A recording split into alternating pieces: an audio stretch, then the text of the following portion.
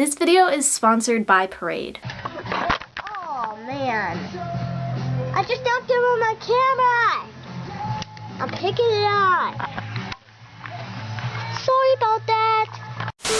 Hi my lovelies, and welcome back to my channel. So a while back in August, I did a recap of the graphic novel Smile by Raina Telgemeier, which if you're unfamiliar is a graphic novel autobiography that follows the author Raina's real life throughout like middle school and high school, but more importantly the book follows her navigating her struggles with her teeth after she has a pretty gnarly accident knocking out both her front teeth. I loved this book growing up, like that's such an understatement, and I loved it even more rereading it as an adult, honestly. So it was truly such a pleasant surprise to see how well this video was received and how people really related to my own struggles with my teeth even that I talked about in that video. But most of all, I was just excited because that meant, hey, you know, people want me to keep reading these books. And going in order, the next book I decided to read was Sisters, which was published roughly 4 years after Smile in 2014. As you can see, I have my childhood copy right here, which I also signed. Just like I said with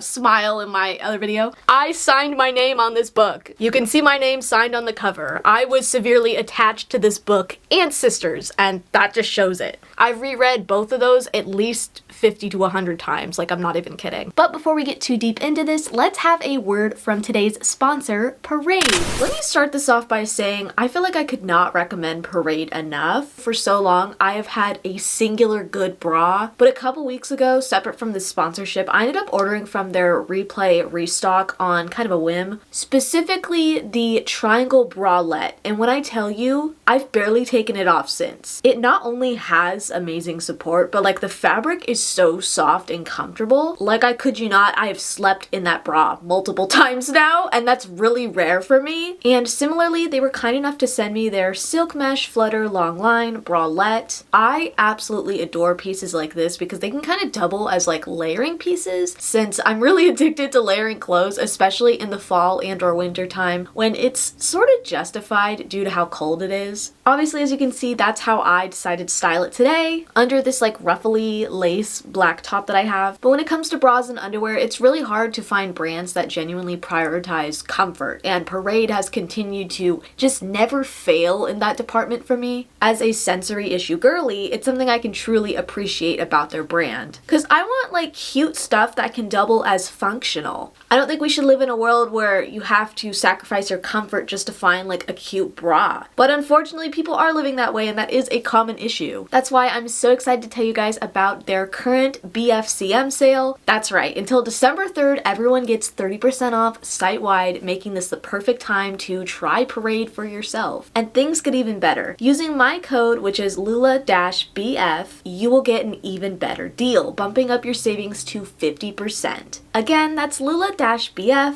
for 50% off. Thank you so much again to Parade for sponsoring today's video. I genuinely love them so much. And let's get back to Sisters. Now, the premise of this book is basically Raina, her 2 siblings, and her mom go on a 3-week-long road trip to Colorado. Specifically, they're going to their aunt's house to stay and see their cousins, while their dad, on the other hand, is going to take a plane to meet them because of work, which is honestly a whole other can of worms that we're going to get into later. You know, just have that in the back of your mind. But with a title like Sisters, you might have assumed, well, this story has to be pretty centered on Raina and her sister's relationship, right? Yes, but no, like maybe not in the way you would think. See, this book primarily follows this road trip that lasts roughly about a week, and through this we really witness the dynamic of like that these siblings have. And like, yes, we did briefly witness this throughout Smile, but it wasn't like the center stage or anything. It was just like, oh, okay, this is how they are a little bit. But it's alongside this road trip and like these situations they get into that we get flashbacks from the girls' early childhood. This starts off pretty much immediately when the girls are fighting 2 to 3 pages into this book, and Raina ends up shouting, "Why did I ever ask for a sister?" Specifically referencing Raina's childhood when she begged her parents for a sibling. At the time, she was still considered an only child, and understandably, she thought it'd be cool to have someone to play with. Now, I wanted to say this right off the bat, compared to Raina's other books, there is a huge like relatability factor I'll be missing from this story because I am an only child. And I'm not just gonna sit here and pretend and be like, oh, this is so relatable for me. It's not. What I can say is sometimes I really wished I had a sibling too. I thought, man, I'm lonely. It would sure be nice to have a sibling, because to me, a sibling seemed kind of like a built-in best friend, but obviously that isn't always the case. However, I experienced my fair share of childhood trauma and like dysfunction in my household from a young age, and it's stuff I've had to like unpack in my life as I've gotten older. So it's safe to say that I am a-okay with not having siblings. I'm actually glad I don't have siblings, because everything that kind of happened in my life in my childhood, I feel like it would just be like worse. I think everything was like hard enough as it was, you know? Is that common for only children though? Like to want a sibling? I don't actually know if it is. Let me know if any of you other only children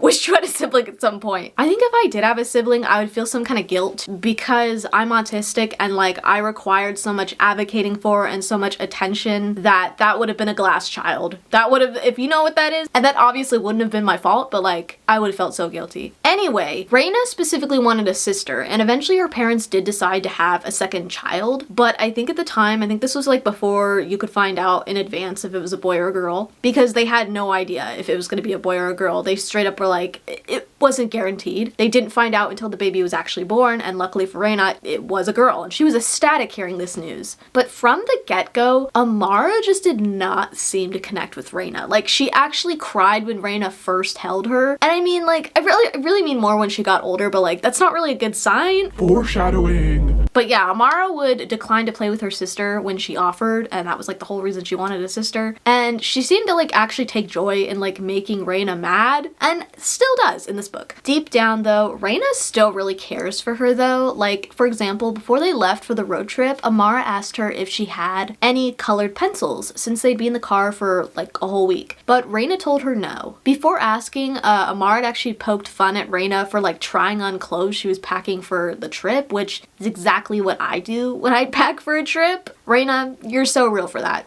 She also brings up like Raina having her own room again, which was a compromise her parents made to give Raina her own space, despite them living in such a small apartment. Even after all that and rushing her out though, Raina actually has colored pencils and still packs them for her sister despite her telling her no. Unsurprisingly, throughout the trip and the course of this book, the sisters fight a lot. So when Amara asks her if she ended up packing some colored pencils, like while they're in the car, Raina still tells her no despite knowing she has them. Of course, an argument ensues from this, but it's very short-lived because they almost end up hydroplaning, like due to a sudden storm they come across, and they have to actually pull over and like wait the storm out because their mom, who's driving the car, could like barely see anything. For context, every night of this trip when it comes to sleeping arrangements, they had actually been camping, but with the storm there was just no way they were going to be able to do that. So luckily, the family decided to rent a log cabin for the night, and then the storm had passed by the next morning, so they were able to continue on their way. But I will note this storm had to be pretty bad because when Raina like opened the door the next morning to check what the weather was like outside, there was quite literally dead animals outside, which Amara immediately runs up to like one of the frogs that was dead and is like, oh no, and like picks it up. But Raina is like disgusted. She's grossed out by this and is like, wow, like what a way to start your morning. So following this, we actually get another flashback of Amara and Raina. The girls basically, when they were little, they really wanted a pet and were listing off all sorts of animals, but the only one their parents could like really agreed and were like willing to let them have was fish. So they go to the pet store, they each pick out a fish, they name the fish Bubbly and Rosemary, and now they had their first ever pets. When they get home and put like the fish in their new home, Raina notices like Bubbly, aka Amara's fish, had pooped. Well, because all fish poop. But this didn't stop her from being grossed out and claiming Bubbly's poop was simply the grossest. Unfortunately for her, they were having Mexican food for dinner that night, so Amara made sure to gross out Raina by comparing the salsa they were having with their chips to Bubbly's poo. Raina wasn't really gonna let that slide though, okay? This started like a whole back and forth, sibling rivalry, insults about each other's fish. Like, your fish is gross, your fish is ugly, your fish is stinky, your fish is stupid, your fish is dead? To make a long story short, they buy Amara another fish, which she names Bubbly, like the like pizza. So it's like the same name, but like not the same name. But that fish dies too, along with Raina's, and they don't get any more fish after that. The dad instead decides to get them like a heartier, you know, pet, because he doesn't think it's the girl's fault that the fish keep dying. And I can confirm, because when I was little, my dad, I remember he got me a fish. We went to like Petco or PetSmart.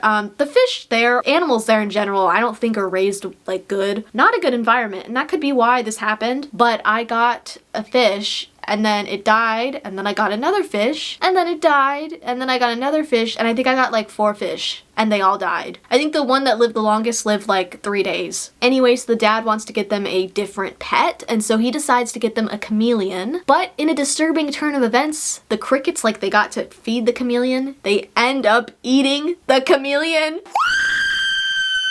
Oh boy, I'm getting flashbacks to when Isabella fed her turtle to her cat. Last night, kittens 1 and 2 ate the turtle. A shame, really, but it works out all fine in the end. But honestly, everything worked out in the end, okay? Because since around this time, their mother got pregnant with their little brother, Will. But anyway, back to the road trip. After crashing in Nevada that one night, well, okay, wait, did I ever mention it was in Nevada? Well, they're in Nevada. I think it's like Lovelock, Nevada. I don't really mention the places they go on this road trip in the book. Well, I mentioned the next one because I just mentioned it now, but throughout my notes, I just want to like make that clear. Anyway, speaking of places they're going, the next place they go to is Utah. And here they get to visit a dinosaur museum, which Will was very, very excited about. The whole time, Raina, however, is just like overtaken by the extreme heat because she's not used to it. And this kind of affects her ability to appreciate the things like that they were seeing, I guess. This severely annoyed her sister. But I found this part honestly to be so relatable. It really reminded me of in 2023 when I was in Rome and we got stuck in like a German speaking tour group for our Colosseum tour. Neither me or my cousin speak German, but we had to stay with the group. I don't know what was wrong with the ticket website we bought from, but we wanted like to solo. We didn't want to have a tour guide, but then they made us get one anyway, and then we just got stuck with a German one. But by the time we actually got to the Colosseum, I was sunburned. I was overstimulated because we didn't realize like we'd be touring the like outdoor area that's close by too. So looking back, I didn't really properly get to like take in the Colosseum when we actually got there, you know? And then to top it all off, I almost shit my pants that day. Because there was no bathroom. Well, actually, there was one outside the Coliseum, but you had to like pay to get in. And I just, honestly, it's the American in me. I refused to do that. So I had to hold my shit the entire ride home, which was on a bus. So there were several stops made that were not mine. And it was not a good time. Okay, off topic. Now, at this point, they're getting close to Colorado, which is where they're going. Wow, how descriptive, Lula. You can totally tell I'm filming this at 12 a.m. It's really showing. But at this point, everyone is on, like, kind of on edge, okay? Like things sort of get that way when you travel sometimes, especially as a family like they are. As we know, they go camping each night and everyone's just really starting to get fed up with like the food options. It's been cup of noodles or potatoes for like almost a week now. Amara especially wishes they could just like go get fast food instead. And despite her protesting, which even gets her little brother like to chime in and all riled up, they do just have the same food they've been having. Then to end their day off, their mom decides to take them all on a walk so they can find a place to like properly stargaze at the sky. And she brings up how her and their dad used to do this when they were younger, which kind of brings us some attention back to our elephant in the room, that the dad is not on this trip with them. And the kids honestly really miss him. But you know what Amara thinks? She thinks dad would have got them McDonald's. And she's right. That segues us into a flashback where she's having this like temper tantrum as a kid over not getting McDonald's. So her dad actually offers to buy her some despite knowing deep down she needed to learn a lesson, you know, that no means no, but that's not like the specific key takeaway from this flashback. This flashback happens to be during a pretty difficult time period for their family. Not only was adjusting to 3 kids in a tiny apartment really difficult, like not only for the parents, but like even the kids, it's like just a huge adjustment. But their dad also ends up getting laid off. This is where we get like my favorite page in this book. I went on and on about the artwork and how that had such an appeal for me in my last video, I love graphic novels. Like, for me, it's the perfect middle ground since I really fell out of love with reading back in like middle school. I was way more into reading as a kid. It's something like as I got older, kind of lost interest with because, especially as like a neurodivergent kid, all the reading they make you do in school and it's like stuff you don't want to read, it really makes you despise reading. At least that's how it was for me. But honestly, that never really applied to like graphic novels for me because there was still the appeal of the artwork and stuff. Anyway, the page that I love shows Raina falling through like the night sky after her dad had told the family that he was losing his job. And I just really think it's so beautiful. That's why I love it. Even if it's meant to be like a sad moment, I feel like it illustrates the feeling of getting news that you know is like gonna be hard on your family. Something I'll also note is during Christmas that year, even though the family is in a tough spot and like the dad makes this obvious to the kids, Raina actually gets a Walkman for Christmas, which is something she's consistently used throughout the road trip she's on in present day to make it somewhat bearable, even going as far to use the entire $5 she got from her mom for like snacks at the gas station for just battery packs. Despite the rough patch that the family has towards the end of this journey, they do reach their aunt's house in Colorado later that night. Raina is specifically looking forward to seeing her cousin Lindsay, although she wasn't home when she got there, which resulted in her playing some like card game with her other cousins for a bit. But when Lindsay finally got there, it just kind of really hit Raina how much she had changed in the since the last family reunion like 10 years ago, or more obviously how much Raina hadn't changed since the last reunion. Lindsay initially blows her off when Raina asks her to join their card game, but later she ends up getting Raina to join her for karaoke, which just is Raina watching Lindsay do karaoke until she eventually falls asleep on her floor. When she does eventually wake up and realize, she goes back to sleep in the living room where she was supposed to sleep, which they call the den. Her sister took her pillow, so she only has her stuffed animal to sleep with, and so the next morning, when she's like curled up with this stuffed animal, her older cousins eating breakfast, they start laughing at her and like making fun of her. It's like when that one friend told Raina she looked like a baby wearing pigtails all over again, only this time she's 14, I believe, in this book, and she's still feeling this very same way. This feeling of hers kind of like becomes even more solidified later in the day when everyone's eating lunch and she goes to sit with like Lindsay and some of the other older cousins. Since it's been quite some time since she's seen Lindsay, she decides to bring up her skating because that's what they did at the last reunion. It's a memory that Raina honestly looks back on very fondly, and she even wished Lindsay at the time was her sister because they got along so great. But Lindsay barely even remembers this. It's not significant to her, and she barely cares for that matter. She quickly moves on from the subject after Raina goes on about it for what seems like probably too long. She's in this predicament where she's too childish for the older kids, and she's obviously too old for the children, and then she's too young for the adults. So feeling out of place, she goes outside to get some fresh air and finds her sister instead. She decides to attempt to have a heart-to-heart with her, assuming she might feel similarly, but all Amara really says after relating to Raina,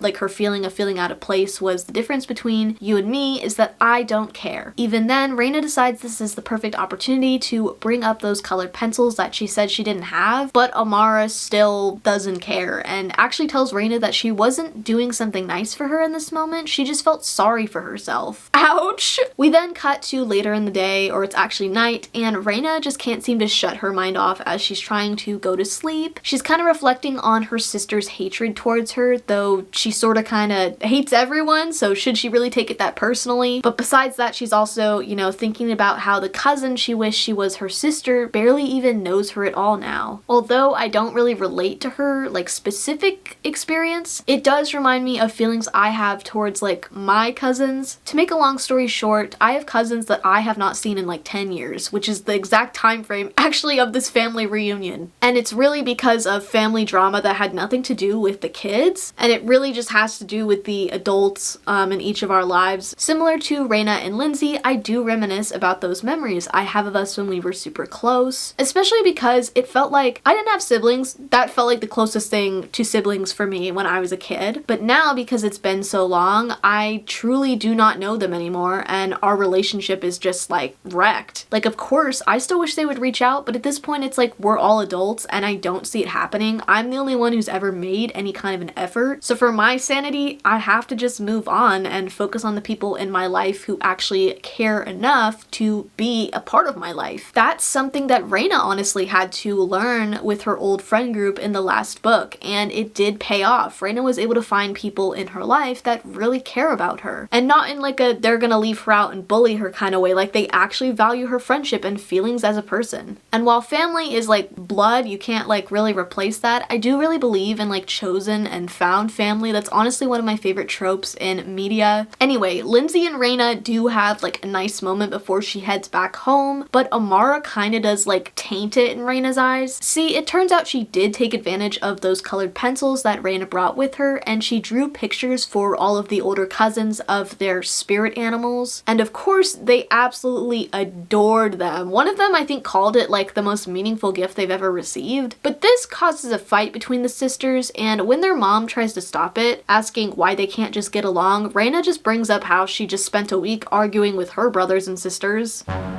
I mean, is she wrong? Now, before they make the journey back home, remember they met up with their dad at the house because he took a plane while they did a road trip. So first they actually took him to the airport so he could catch his plane back. I haven't talked about him a lot in general in this video, but the side plot of this book is the issues that have sorta always been present in their parents' relationship. At the airport, he leaves them with the parting words of, "Now you know the real reason I can't ride home with you. It's because I just drive your mother crazy." And this was in response to the younger brother Will, who was like, "Oh, I wish you could just come with us." Sometime later, Raina realizes like her parents didn't even kiss goodbye, and she brings this up to her mom, but also brings up, you know, what the dad had said about driving her mom crazy. Before like she even really gets a chance to respond, Amara tells her not to be an idiot, and of course an argument ensues. But quickly after they start fighting, their mom just decides to be honest with the girls, that her and their dad simply wanted some time apart this summer, and that did definitely contribute to him taking a plane instead of doing like the road trip with them. Although work did definitely play a role in that too. And now right at this very moment, as she's saying this and as she's saying, you know, I don't want you guys to worry, the car suddenly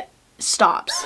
The car broke down. And now all four of them are stuck in the middle of the desert with a car that doesn't even work. And the nearest town was actually the town they left from that morning, which was over 2 hours away. So their mom has to hitchhike a ride for her and their younger brother to a town so that they can find a mechanic and then come back for the car. I know it's pretty obvious this story takes place in the 90s. I mean, Raina literally uses a Walkman. But by far, like, the part of this book, or the part of these books, should I say, that's the most like pre-2000s-esque situation is what happens right here. This is something my mom, my Gen X mom, would tell me happened to her as a kid, and then if I even made like a slight weird facial expression, she'd tell me it was different back then. I think that Raina is also Gen X, so maybe that's why I'm getting this vibe. But eventually the mom and brother get picked up by some guy in a truck, and just like that, the girls are on their own in the middle of nowhere, which is kind of insane. When I initially read this book as a kid, I remember being confused by this part because I thought, well, why didn't they all just go? But I think, and I think they even say this at some point, that people would be more likely to stop for 2 people versus for 4. It was kind of like a necessary compromise that the mother even regrets later. God, I sound like that one clip of like Vanessa Hudgens. July sounds like a bunch of bullshit. I'm sorry. It's a virus. I get it. Like, I respect it. Yeah,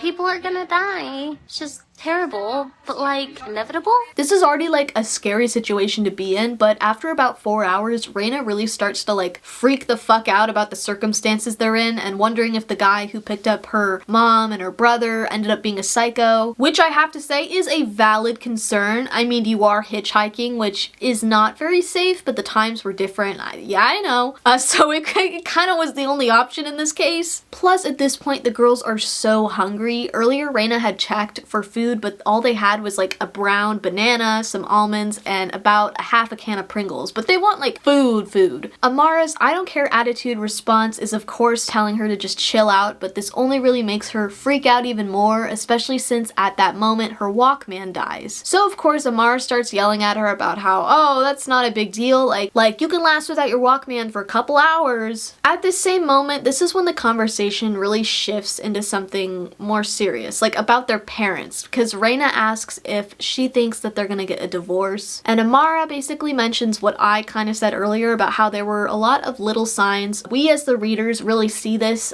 from time to time in the flashbacks. And as I said, Raina, when she got her Walkman, she started to kind of tune out her chaotic family in that cramped little tiny apartment at times. So I think that's why her sister picked up on these things and she didn't. I think having that outlet gave her some sort of like personal space without really having any, but Amara brings up that Raina probably didn't notice like the little signs because she was tuning those things out. And she doesn't say this in like mean, or like she's not trying to start an argument by saying that. She's actually like saying that in like a heart-to-heart conversation with her sister way for once. But unfortunately, right at that moment when they're actually gonna have like a genuine conversation, the girls hear a noise. It like stops them right in their tracks, interrupting this conversation completely. See, earlier in the book when the family is adjusting to having a 5-person household versus a 4-person household, the girls and their dad take a day trip to the zoo to give the girls some one-on-one time away from the baby, aka their brother, because tension has been high in the household. While at the zoo, one of the things they see are snakes, but this causes Raina to freak out. Like, she was taking everything in, loving everything, and then they saw the snakes and she flipped out. And this really confuses Amara because she finds snakes cool. She doesn't understand why her sister is so scared because this is something that happened before she was born. Before you were born, we went camping. I was obsessed with picking blackberries. All the good berries were just out of my reach, though I spotted a path into the center of the bramble, and very carefully I crept in blackberry heaven. As I moved deeper and deeper into the bramble, I wasn't paying attention to where I was stepping, and well,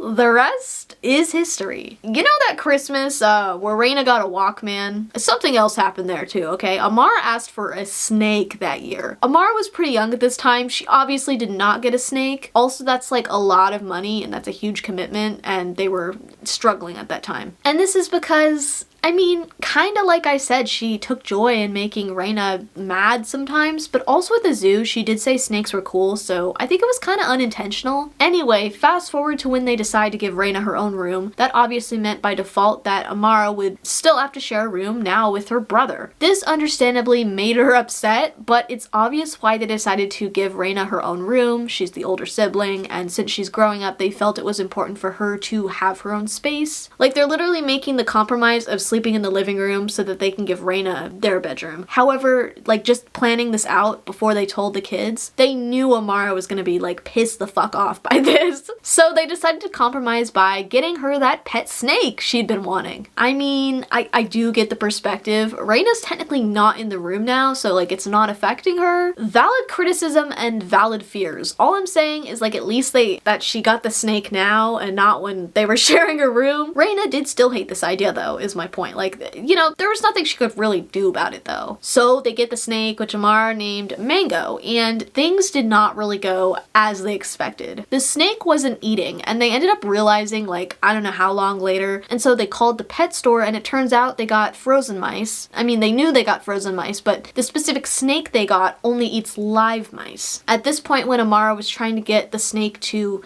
eat the mouse, it tried to bite Amara, and the mom isn't really comfortable, honestly, with a snake that eats live mice, so they were just gonna take Mango back to the pet store. However, when they were driving there, Amara like slightly opened this like paper bag they put the snake in, which is kind of crazy to put a snake in a paper bag. Or maybe it's not. I don't know anything about snakes. And you know what? The snake crawls out of the paper bag. And not just that, okay? It crawls out of the paper bag into the seat of the car. And guess what? They never found it. Well, until right now. They actually assumed it died. Like, they tried to lure it out and they could not find it, or it would not come out. But miraculously, after all this time, which not that much time has passed, like I think that happened like 2 weeks before the road trip, or maybe I'm misremembering that, I don't know. But this was pretty recently is my point. But right now, as Raina is in the car, like the same Raina that's terrified of snakes, they find this snake. It comes slithering out. At first, Amara is happy. I mean, she's ecstatic that he's even alive. alive. She thought he was dead. But right as she's about to go and grab Mango, she remembers that Mango tried to bite her, and now she's scared too. That's when Raina springs into action, grabbing the grocery bag filled with all that crap I mentioned earlier, and handing it to Amara, who then scooped up Mango into the bag. Raina at this point was honestly just hoping Amara would like drop him in the desert and they'd never have to worry about him again. But Amara brings up that like, you know, he's my pet. Like, he's a member of the family too. And I feel the same way. Like, come on now. He did go on this road trip with you guys. He's technically been to several states. That's kind of cool. Like, that's kind of badass. And I think it's only right he's initiated into the family now. Anyway, long story short, Amara gives Raina some batteries for her Walkman that died so that she can have it for the rest of the trip. Shortly after, their mom and brother and the mechanic arrive, and then they get McDonald's. Then the book ends with them getting in the car to head back home now that it's all fixed, and Raina tuning out as Amara excitedly tells their mom all about Mango still being alive and like what happened while she was away. But she's not tuning out really entirely, okay? We actually see them at the end like happily enjoying each other's company as well as they drive off into the sunset. If you made it this far, thank you so much for watching. This book was definitely harder to summarize because when it comes to like the main plot point of like having a sister,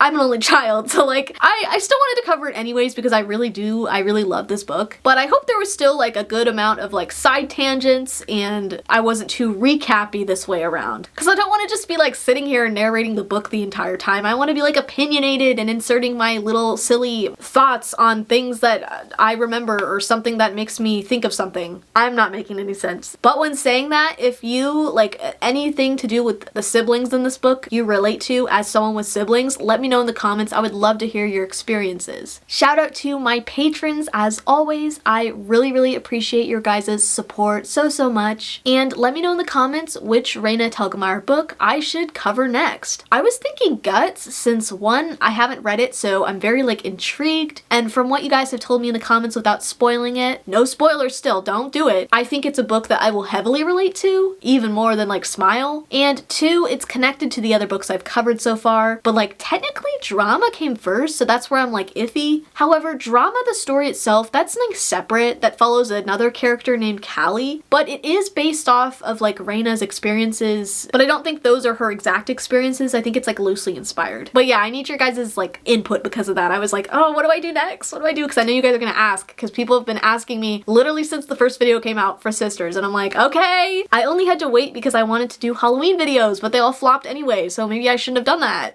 That was a joke. Those videos were fun, okay? Anyways, look at my Garrett Watts merch.